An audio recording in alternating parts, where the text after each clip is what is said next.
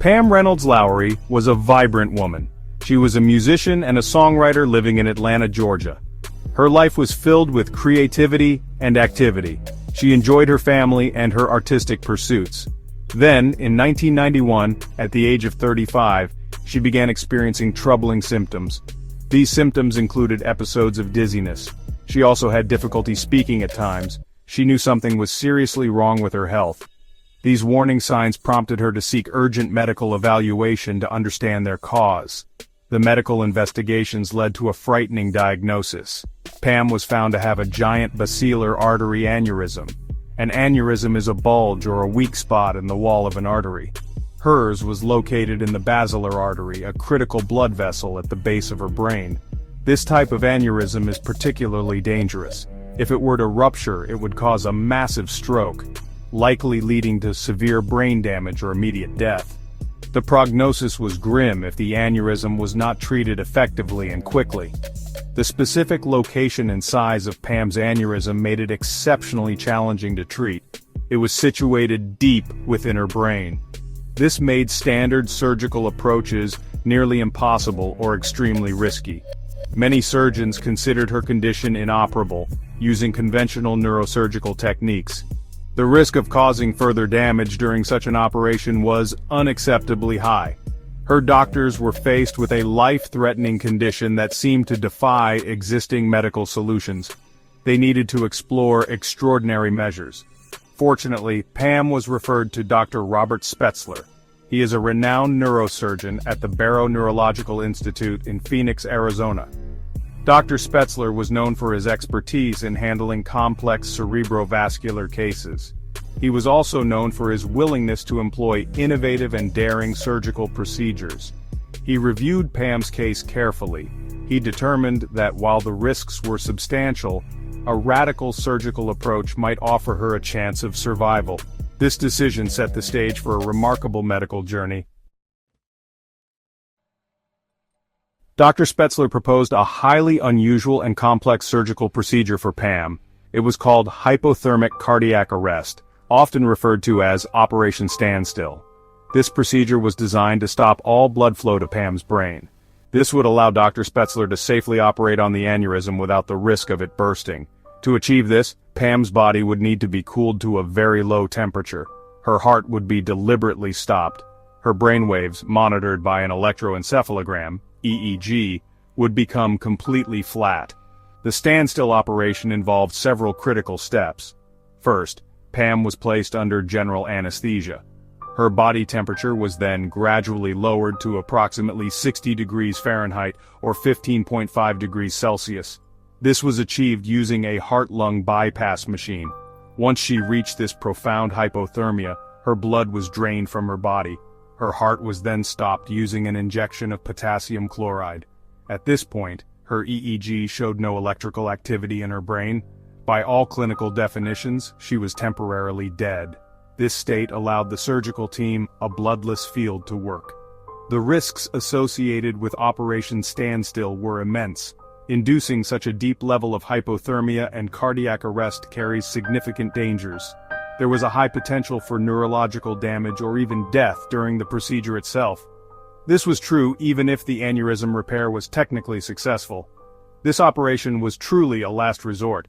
It was only considered because the alternative, a ruptured aneurysm, meant almost certain death for Pam. The medical team was navigating uncharted waters in many respects. A large and highly specialized medical team was required for this operation.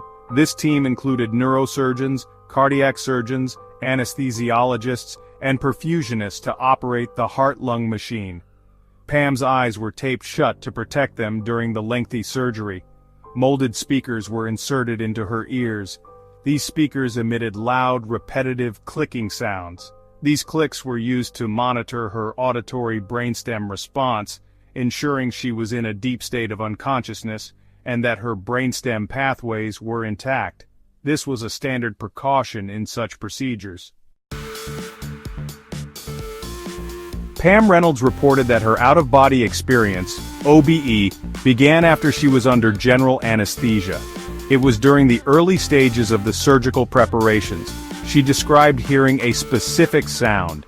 She identified it as a clear D natural musical note. This sound seemed to pull her or lift her out of her physical body. This occurred before the hypothermic cardiac arrest phase of the operation.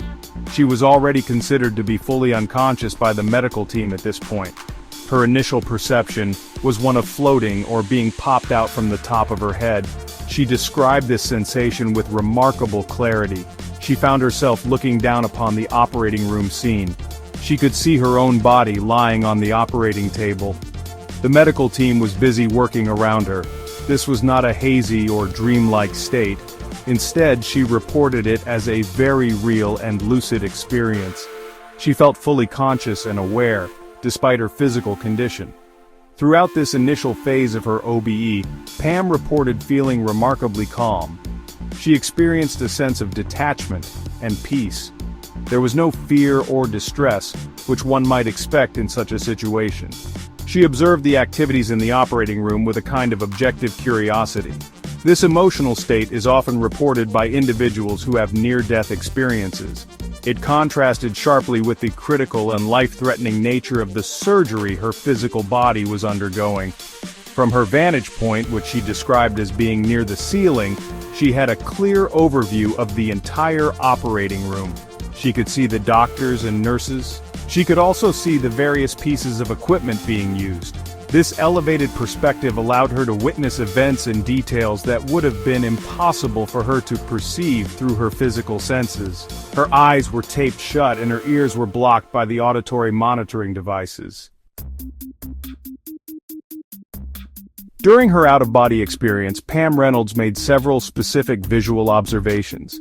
She clearly described the bone saw that Dr. Spetzler used to open her skull. She said it looked something like an electric toothbrush or a dental drill. She also noted that it had different types of blades or attachments. She recalled seeing these stored in a container that resembled her father's socket wrench set. This level of detail about an unfamiliar surgical instrument was striking.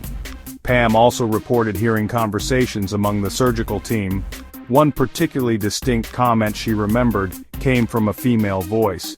This voice, likely belonging to Dr. Spetzler's cardiovascular surgical assistant, remarked on the smallness of Pam's arteries and veins.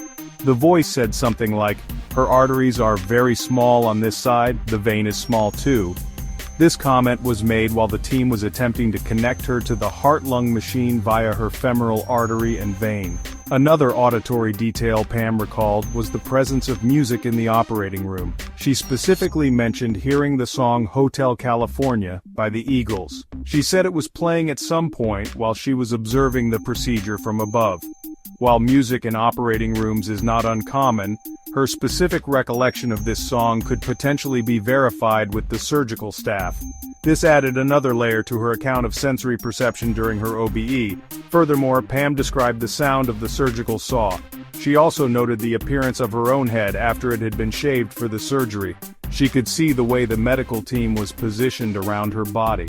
She observed the general layout of the equipment in the room. These observations, taken together, painted a comprehensive picture of the operating room environment. This picture was formed while she was, by all medical standards, deeply unconscious and without sensory input. Sounds and sensations beyond the physical realm. After observing the surgical procedure for some time, Pam reported a shift in her experience. She felt herself being drawn towards a brilliant light. This light was described as incredibly bright, yet not painful to perceive. It was also accompanied by a profound sense of peace and warmth. This transition towards a light is a very common element reported in many near-death experiences across different cultures. For Pam, it marked a departure from her observations of the physical operating room. As she moved towards this light, Pam reported encountering deceased relatives. Among them, she recognized her grandmother. These figures appeared to her as beings of light. They radiated love and acceptance. She felt a deep connection with them. Communication occurred, but it was not necessarily through spoken words. It was more like a direct knowing or telepathic understanding. These relatives seemed to be there to greet her and offer comfort. Pam conveyed that these relatives, particularly her deceased uncle, seemed to be gently restraining her. They communicated that it was not her time to die. They indicated that she needed to return to her physical body. This sense of encountering a boundary or being told by spiritual figures that one must go back is another recurrent theme in the near-death experience literature. It suggests a point of no return that she had not yet crossed. The return to her physical body was described as an uncomfortable and forceful experience. She felt as if she was being pushed or pulled back into her body. This sensation was accompanied by the very loud clicking sounds from the auditory brainstem monitors in her ears. This was a jarring and unpleasant contrast to the peace and serenity she had experienced while outside her body and in the presence of the light. The re-entry marked the end of her out-of-body experience. The enduring legacy, Pam Reynolds and the study of consciousness. Pam Reynolds' case has had a profound and lasting impact on the study of consciousness and near-death experiences.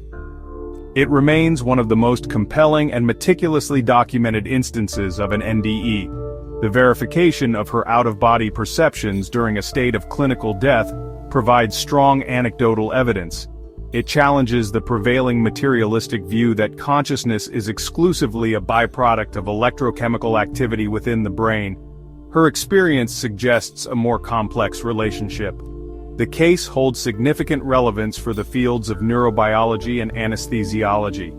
It raises fundamental questions about the true nature of consciousness. If awareness can persist, and even perceive accurately, when the brain is demonstrably offline, what does this imply for our understanding of the mind-brain connection? It prompts us to reconsider the criteria for determining death and the limits of awareness under anesthesia. These are critical questions for medical practice and research. Pam's story has spurred ongoing debate and further research into NDEs. It has encouraged scientists and physicians to look more closely at these phenomena, rather than dismissing them outright. While her case does not offer definitive proof of an afterlife or the survival of consciousness after bodily death, it strongly indicates that our current scientific models of the mind and brain are incomplete. There are aspects of human experience that we do not yet fully understand. The experience of Pam Reynolds continues to resonate deeply. Her detailed account, corroborated by medical records and personnel, stands as a powerful testament to the mysteries that still lie at the frontiers of human consciousness and medical science. It serves as a compelling reminder that there is much more to learn about what it means to be aware, to perceive, and to exist. Her legacy is one of questioning, exploring, and seeking deeper understanding of life's most profound enigmas.